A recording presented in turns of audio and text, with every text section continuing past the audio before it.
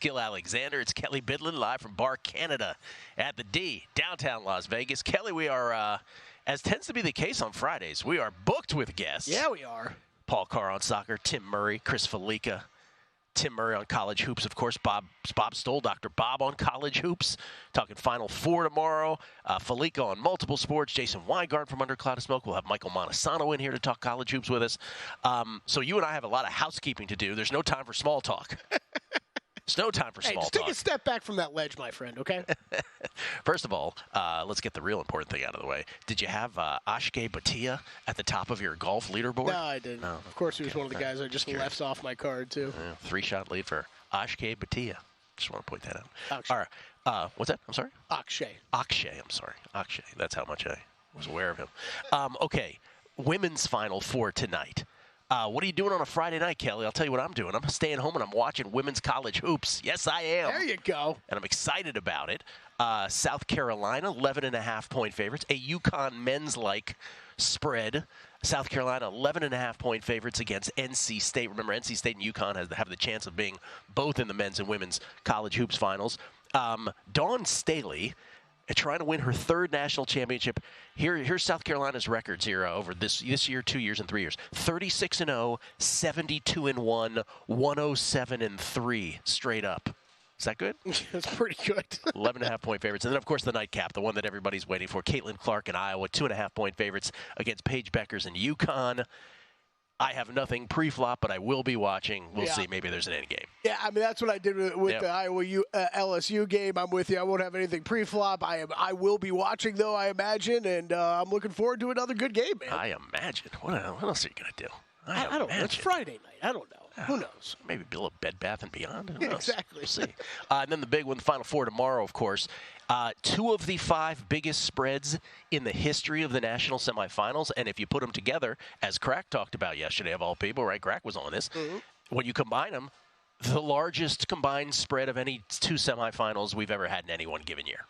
UConn, the Goliath. 11.5-point favorites against the NC State Wolfpack. That's the first one tomorrow as UConn just tries to continue destroying teams, not only on the scoreboard, but from a betting standpoint against the spread as well.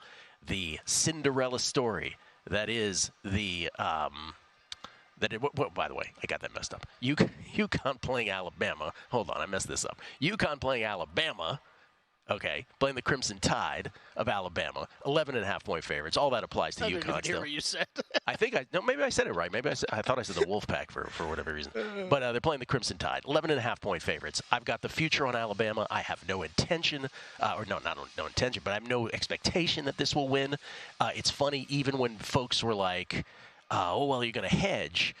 And I pointed out, I was like, there's no way to hedge unless they got out to a lead. And the point is, even if it's an early lead, there won't be hedge opportunities. And then if it's a lead later, this is the part we always leave out of this hypothetical discussion. If Alabama goes up, I don't know, let's just play with me here. And let's say they go up 9 and it's early second half. Will your brain be able to toggle at that point to, oh, sure, I should really hedge out of this future right now? Or are you like, I'm up 9. Well, what's the point? I'm riding it. I mean, it is the ultimate example. Yes. I think you always do one of the best jobs of explaining when or why to hedge, right? And it's what's changed with your handicap or your bet. Well, and that's the perfect situation of being like, well, I'm up 9. Yes, we tend to leave that part out of the discussion where you said your brain won't be where your brain is now. Right, yeah. So I think you're in a tough spot to hedge. I mean, I think you're riding with it. I think you're riding with it. And this game, from a betting standpoint, I don't really know how you bet this one just because the variance we talk about with Alabama, like it's scary enough that I'm not running to lay 11.5 with UConn. Yet it wouldn't surprise me at all if UConn just rolls by them. I lean dog. I don't, just full disclosure, I don't have a pre-flop bet in either of these yet. But I lean dog in both of these. Like, again, I get it. UConn is the Goliath. Forget my future for a second. UConn is a Goliath. But if I'm just landing on this game right now, 11.5 points, still 11.5 points. And I know they've crushed everybody since. Remember, though, that Northwestern game in this tournament? They did kind of take the foot off the gas. Northwestern almost had a backdoor cover there for a second. So even if the Crimson Tide are competitive with the barrage of threes, which is clearly their strategy in this ball game, just flood the zone, shoot 50 threes. And I mean that. I'm not just making up a number. Yeah. They've shot over 40 in some of these games already. Shoot 50 threes and see how many you make. That's one way to keep this obviously within the number, if not win it. And the other way is the back door could be open kind of thing. So I would lean Crimson Tide plus the points. I would also lean with the Wolfpack plus the points against the Purdue Boilermakers. And everybody's talking, and justifiably so, about, the foul conundrum that officials have with Zach Edey. What do you do with this? I have said all week that I think it's going, if anything, it's going to be the opposite, that the officials are aware of what's being said out there. Boilermakers are 9-point favorites. If anything, they're going to bend over backwards to not have a foul disparity between the Boilermakers and their opponents, in this case the Wolfpack. It was 33-13 free throw attempts in the last game for Purdue. I would lean Wolfpack here plus the points as well. Haven't made the bets yet, but that's how I would go. Underdog and underdog. This is the one all week that you and I have been a little oppo on, although it doesn't sound like either one of us is that strong because neither one of us has run to the window here to bet it yet. I'm still waiting to see where this moves. I'm going to be on Purdue at some point, though. I'm waiting to see if this maybe ticks under 9. Perhaps I can get 8.5. I think that big man battle is the key. I'm interested to see how the whistles go. Man, I think if we talked mid-90s NBA, right, like Zach Edey is built for that. It's still one of the most effective ways to score and have DJ Byrne is Zach Randolph. And have efficient offense in basketball is to go to a big man. I feel like DJ Burns is just going to have his hands full trying to guard Edey, and you're going to rack up fouls. I could see this getting really ugly for NC State. But you're right. If we came here Monday and we found out that both favorites blew them both off the court, is that going to be the most surprising thing in the world to me? It will not be. We actually have bets and some other things, though. 2 tennis bets. Let me get those out of the way. By the way, 1 and 2 yesterday in tennis. We hit the favorite, Tatiana Maria, in a match that was just delayed by weather and then by a power outage. It took all day to complete, but we got it done. Lost one of the dogs outright on Haley Baptiste in 2 sets. And then Francesca Jones, our plus 238 or whatever the number was on the dog that we had her at, she was up 7-6, 4-2 and gacked it. So it turned a big winning day into a unit of a loss day. Still up 25 units on the tennis season. Here are the 2 plays today. Luciano Darderi, minus 108 against Marcus Giron. These are all on clay, by the way. I think you can get a better price on Darderi than I got last night. So Luciano Darderi against Marcus Giron. Darderi is the play. And then fading Ben Shelton with Brandon Nakashima in a battle of Americans. Brandon Nakashima at plus 103, which I think is right around that price. The Nakashima-Shelton, Nakashima's at plus 105, so it's right around there. That one's in Houston. And the Giron-Darderi is also in Houston. So both of these are stateside in Houston. There's like 5 clay court tournaments going on right now. So both of these are in Houston, Darderi and Nakashima. You have an NBA play. Last night in the NBA, it was a big day for play-in / playoff positioning, if you will.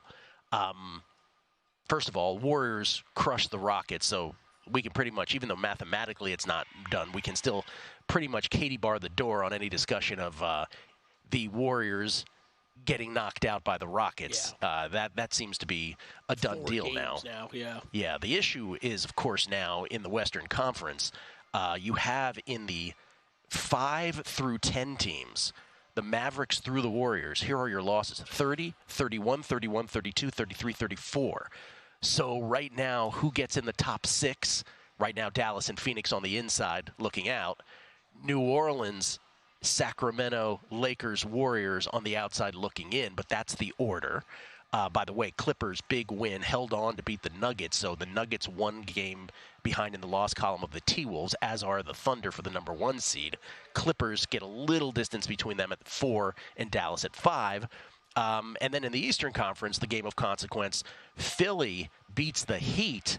So the Heat now are on the outside. They're in the 7th spot in the East. Same amount of losses, though, in the loss column as the 6-seeded Pacers right now. And the Sixers 1 game behind in the loss column. You made a Sixers bet, sir. I did, yeah. I did. I know we were talking about it all week and just kind of going back and forth. The timing was important to me, but I was watching a lot of that Sixers Heat game last night. And we just kind of by halfway through it, seeing Embiid play well. I mean, he was gassed, but seeing him play well and looking comfortable out there, I made the decision probably about a quarter halfway through that game. I was like, this looks like it's going to be a Sixers win. I'm jumping in on Sixers futures before they continue to get too short. And now where you pick up a win over Miami, at least put yourself into a position to play yourself out of that play-in tournament. That at least is enough for me, Gil, to get in on the Sixers, 11-1 to win the East, 30-1 to win it all.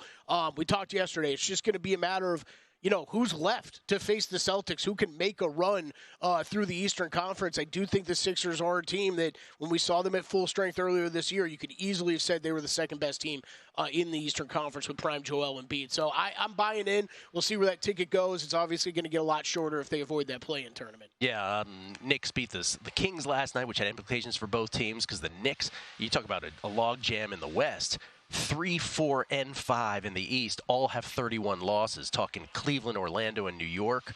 Remember, in that case, you're jockeying for home court theoretically in the second round. Bucks still have a 2-game advantage in the loss column for the number 2 seed there. A little more than a week left in the NBA regular season. Remember, 7 plays 8. The winner is in the playoffs. 9 plays 10. The winner will play the loser of 7-8. The winner of that game will determine the 8th position of the playoffs. So the play-in NBA struck gold with the play-in, that's for sure. We'll come back. The bevy of guests beginning with college hoops.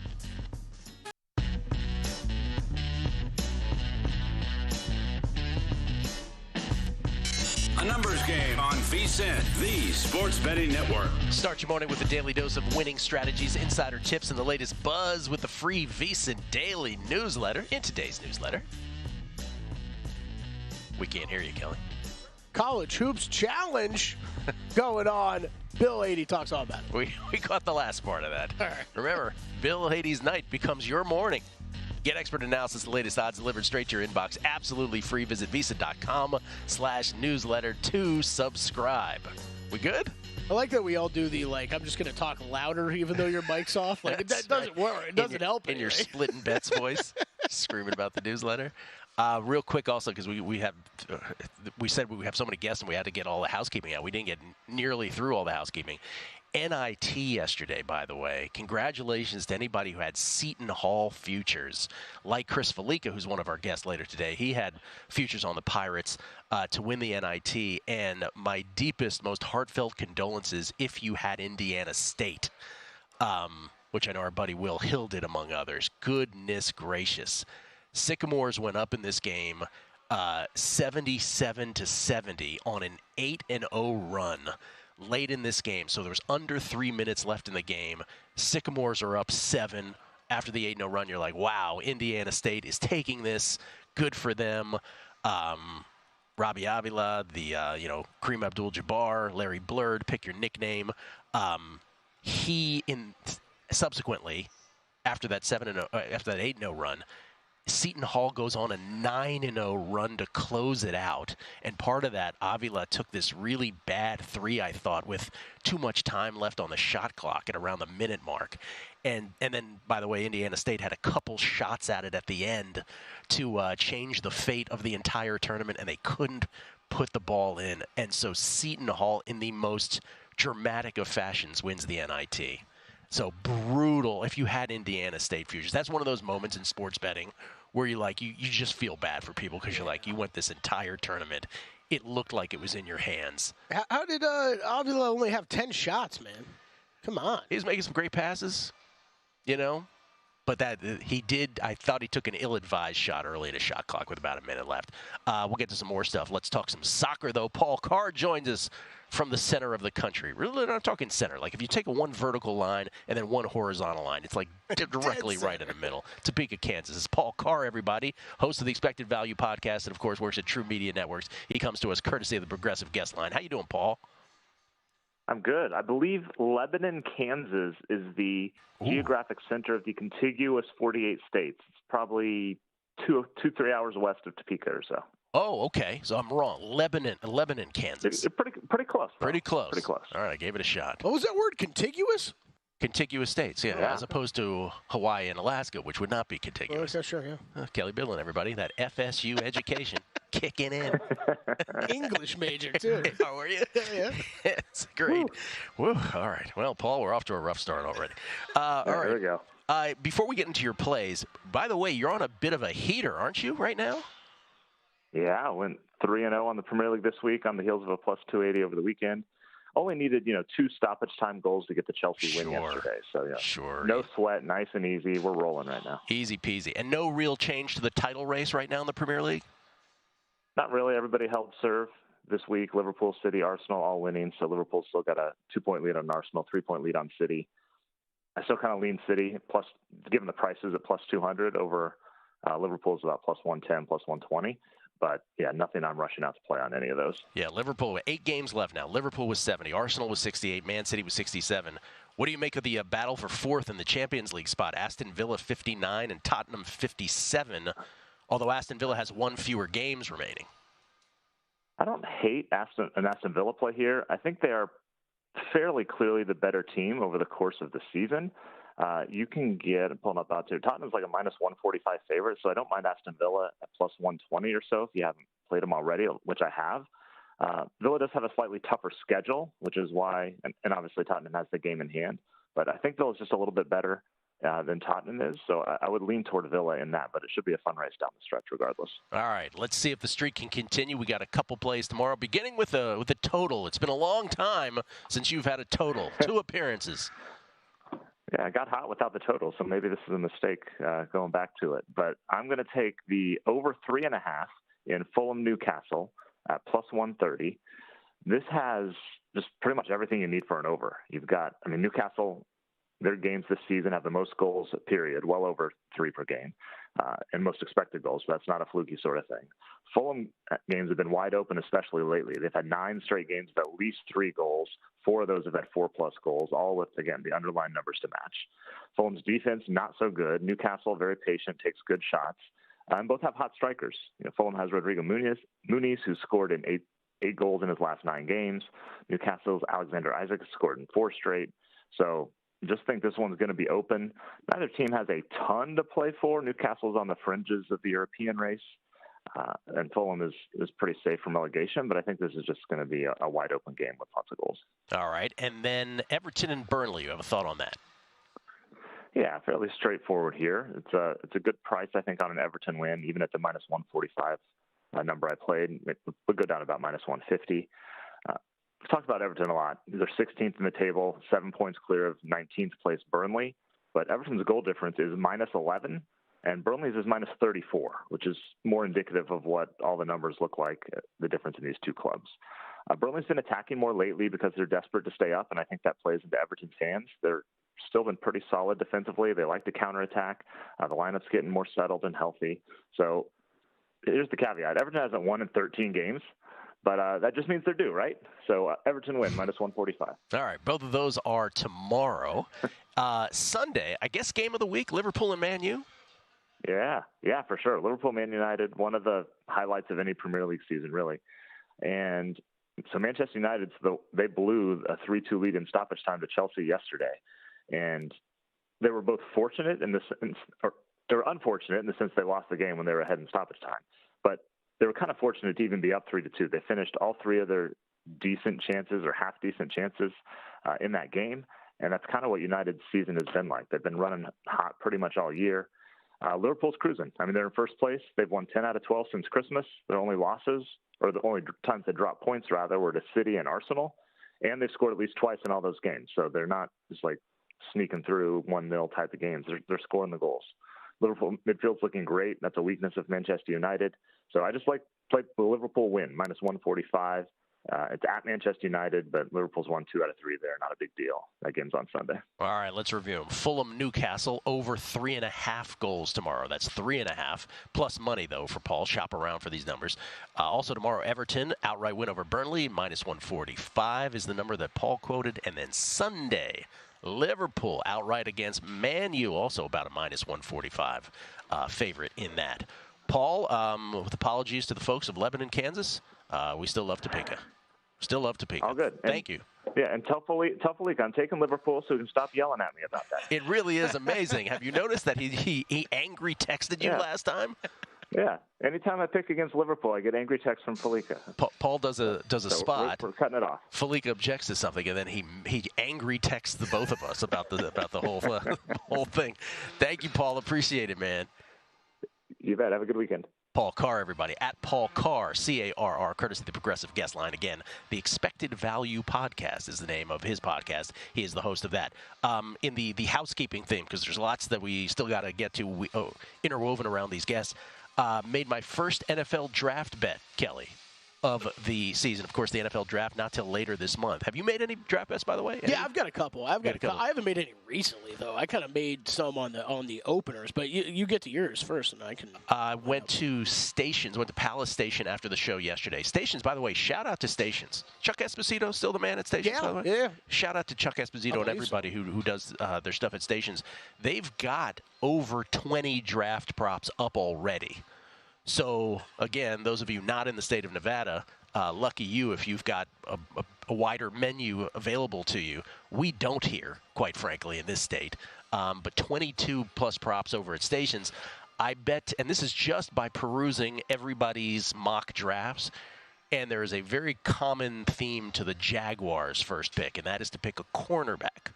A cornerback. They need big help in the secondary. And so whether you looked at Jeremiah's last one or Kuiper's last one, I can't remember who else I looked at, everybody really loves the Jaguars picking a cornerback to address that need. And so at Stations, plus it was even money, plus 100 yesterday. And so I grabbed that as my first NFL draft bet, and they immediately moved it to minus 130, which I think is still a good bet. I like it. Yeah, I like it. No, you're right. They've done a great job. I think it was Stations, and then Caesars were the first in town, I think, with draft props. I don't know who was first, but they were both pretty close together. I don't even know how many other books really have many up. So, like I said, great job posting as many as they've done. I bet a couple there. So far, I have, a lot of these run openers, but Marvin Harrison to the Cardinals, minus 170. Malik Neighbors, the number 5 pick, plus 225. And then quarterback, I've got quarterbacks over, quarterbacks under, just picking off prices there. What did you... Wish I would have hammered that over 4.5 and even money. What did you do first, the over or the under at 4.5? Over first. What made you go back on it? Just because they just opened and it was you were getting plus money. Over's like minus 300 now or something like that. Should be probably higher. The college basketball cavalcade begins with Tim Murray next.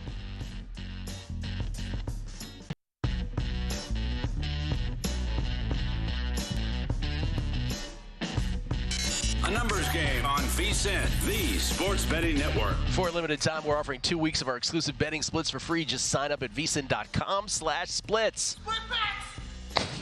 VSiN betting splits page is updated with DraftKings odds every 5 minutes, so you can see changes in all the action. Find out where the public is betting based on the number of tickets where the money does not match the public opinion. You can check out not just today's action, but future events as well. Take advantage of this limited time offer, why don't you? Visit VSiN.com/splits now to claim your free 2-week access to VSiN's betting splits. Free 2-week access. Don't strike out on potential winnings. Visit VSiN.com/splits. Start making smarter baseball bets today and beyond baseball bets, as Kelly pointed out yesterday. You don't have to limit it to baseball. That's right, yeah. You can get more than just baseball there. It's like, sportism is what that was. Woke up the D on that one. I got at least 3 angry looks on that yell.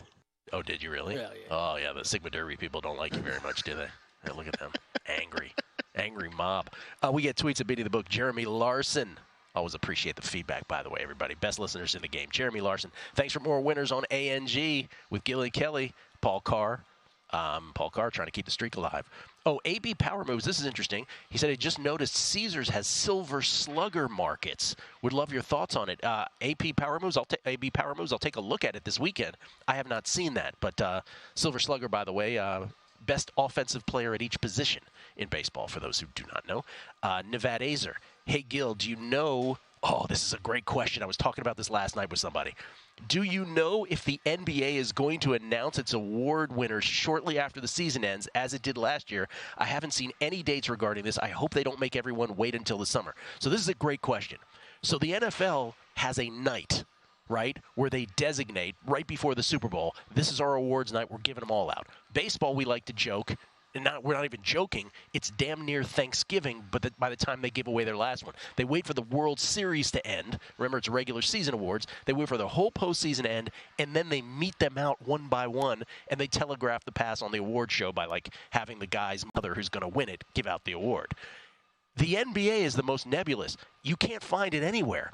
And remember last year, like during the playoffs, randomly, we'd be watching TNT, and Ernie Johnson would be like, by the way, in case you missed it earlier today, Rookie of the Year from our Atlanta studios. Right? He would do that whole thing. And you're like, wait, what? They gave out Rookie of the Year? So there is no date that we can find yet.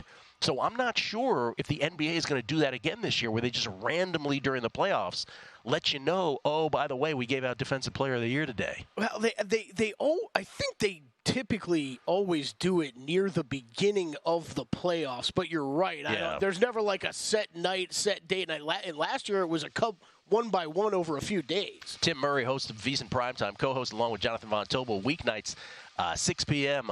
right here at the network. Joins us courtesy of the Progressive Guest Line. Timmy, do you have any NBA futures this year or NBA awards props? I don't. I know it's a very hot topic here on the network regarding Defensive Player of the Year, so I'm eating my popcorn and listening to people get mad about it, which is always fun. But I just have you been working on that Ernie impersonation? That's pretty good. That was a good Ernie. That's a staple of this show. Right? In fact, whenever a solid Ernie. Well done. It comes up when former Cleveland running back, and I don't know who he played for again this year, when DeErnest Johnson does something, that I always bring it up like that. It was always from our Atlanta studios I was throwing. All right, Tim, I don't know if you know this. We got a Final Four tonight. We got a Final Four tomorrow. By the way, are you watching the women's tonight? Oh, absolutely. Heck yeah. Yeah. UConn, Iowa is definitely an appointment watching for me. That's not a knock on South Carolina and NC State. I don't think it's going to be ultra competitive. Hopefully, I'm wrong, but it's been fun to watch. I'm trying to think back. It was a couple weeks ago. The second round games had wrapped up in the men's side, and there was a late night game, Stanford and Iowa State, second round game in the women's bracket. And I turned it on, and the shot making was just incredible. And, obviously, 12 million people watched on Monday night the performance that we saw from Caitlin Clark. And, not to be shortchanged, I actually thought the game that followed, USC UConn, was just as entertaining. So, no doubt. I'm definitely going to be watching tonight. Don't have any skin in the game. I did go against the grade on Monday night. I took some South Carolina, so I'm gonna sit back and lick my wounds. But we'll see what the market does here, because obviously you think back, Gil, to the player prop market for Caitlin Clark, and she just destroyed everything. So if you want to go against the grade and go under 33.5 points, Godspeed, because she is capable of doing what she did on Monday, which was just going absolutely. State future in the NIT, did you by any chance? I had Indiana State last night. That was fun. So that was up 77-70 with brutal, with 2 minutes to go. And I don't. I'm not playing the game at that level, but understanding the game and just not understanding the possessions. When you're up and pulling threes with 20 seconds left on the shot clock, it just made no sense. And then their final play out of the timeout with 8 seconds to go, where I thought, all right, maybe they're just going to get to the bucket here and force overtime. And then, they pulled a three with like 4 seconds. It got blocked. They put it again. I'm like, what are we doing? So, congratulations to Shaheen Holloway and Seton Hall. But Holloway, yeah. That was a tough one. That was a tough one to swallow. But, I guess betting against Shaheen Holloway in March or March/April is not a profitable endeavor, if you remember back to the St. Peter's days. Yeah, well put. I mentioned the Avila shot with the shot clock having way too much time left on it with a minute left. Yeah, I get it. You're wide open, but the seconds matter more at that point. All right, let's do this. National semifinals. Let's do them one by one, chronological order. First, the appetizer, Purdue, 9-point favorites over the Wolfpack, total 146.5. What are you doing with it? I'm laying it. I laid 8.5, which is still available at a shop here in town. I think you can be patient because NC State, Gil, is the team that people want to win and cover. I think this is a team. You mentioned the betting splits that we have over at VSiN.com. Early betting splits show that there's going to be public dog action, and I get it. Right, this team is 9-0.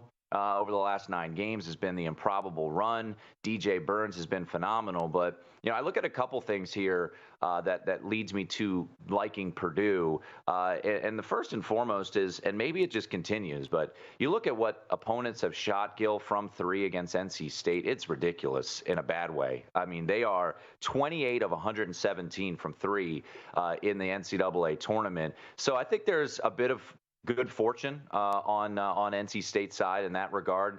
The Sweet 16 game against Marquette. Marquette, a pretty good three-point shooting team, had good looks, went 4 of 31 from 3. And then Purdue, I think this is getting overlooked a lot because Zach Edey had the epic performance that he had against Tennessee where he had 40 and 16. Gil, Purdue is the number 1 or was the number 1 3-point shooting team in the country based off of percentage. Mm-hmm. And they went 3 of 15 and still beat Tennessee and covered, by the way. So I think you're going to get a more a positive regression from Braden Smith, Lance Jones, Fletcher Lawyer, that backcourt. And then lastly, I just think this is a really tricky matchup for DJ Burns against Zach Edey.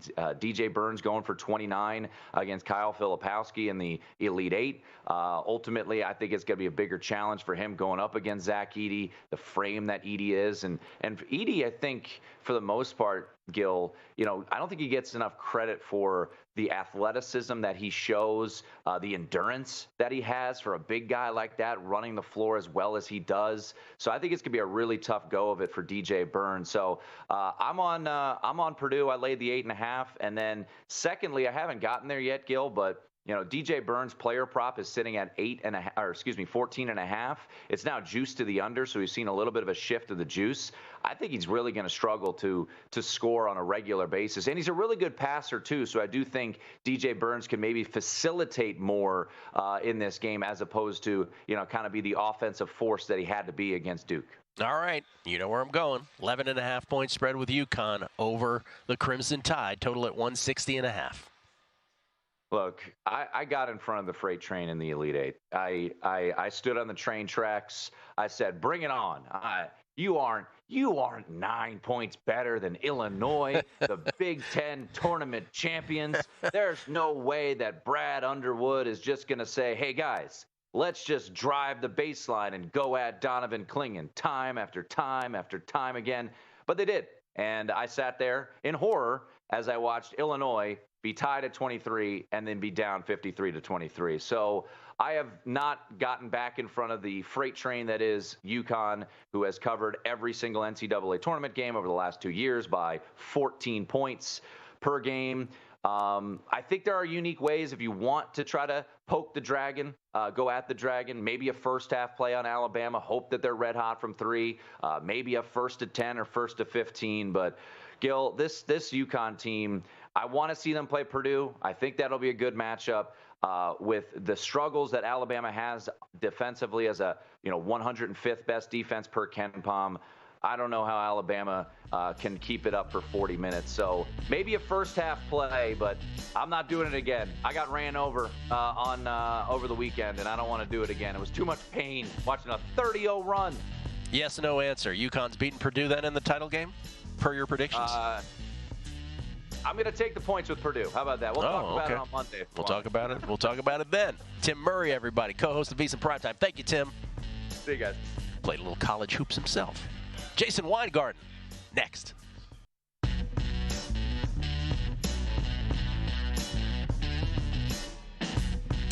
A numbers game on VSiN, the sports betting network. DraftKings Sportsbook, one of America's top-rated sportsbook apps, is giving new customers a shot to turn $5 into $150 instantly in bonus bets with any college basketball bet. Let me repeat that.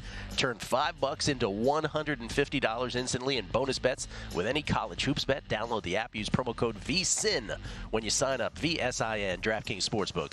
The crown is yours. It's Gil Alexander. We get tweets at Beating the Book. Always appreciate the feedback.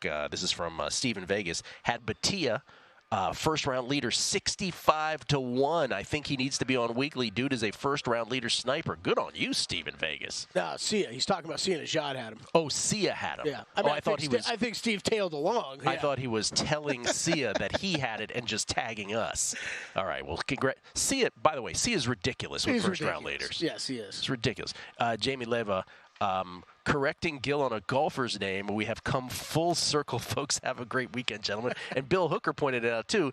If you had Gil to not mispronounce any name, you lost before any tennis discussion. Bad beat. For those wondering, I pronounced Akshay Bhatia. So, my bad. It happens. It happens. Hey, happens to the best of us. Happens to the best of us. We'll get to more tweets. I just want to point out an earthquake. A lot of my East Coast friends are texting left and right. I know it's all over the place. There was an earthquake on the East Coast, and it's being felt in New York City, Philadelphia, Connecticut, all New Jersey, all up the sort of northeast corridor of the country there. It was a 4.7 magnitude. Now, for those of us with San Francisco or California sensibilities who have been through many earthquakes and worse, right? This never sort of moves the needle for us. But here's the thing with earthquakes. Earthquakes don't kill people. Buildings kill people in earthquakes. So I hope everybody's okay. Don't mean to make light of it at all because, just scary anything and can weird happen when you see it in that part of the country. If you're not used to it, like the first time it happens, you're like, what? Yeah. Oh, my God, that was an earthquake. So, and there's all kinds of different ones. There's rolling ones that feel like it's rolling, like a truck's rolling down. And then there's some where it feels like, I remember being at the top of a building on one, and it feels like a superpower, grabs the building and shakes it once real quick. And you're like, oh, my God. So I hope everybody's okay on the East Coast that felt that. And good on all of you to get on social and check on everybody else.